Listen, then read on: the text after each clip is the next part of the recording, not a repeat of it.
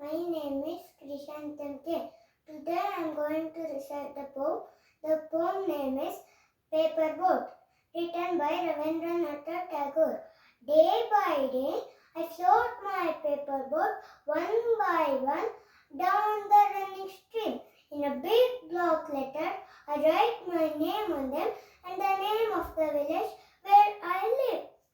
I hope someone in some strange land will find them and know who I am.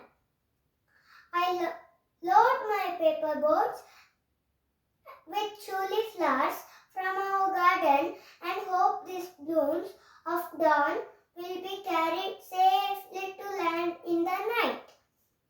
I launch my paper boats and look up into the sky and see the little cloud setting the white bulging sails. I know not what playmate of mine in the sky sends down air to race with my boats. When the night comes, I bury my face with my arms and dream that my paper boat floats on and on under the midnight stars.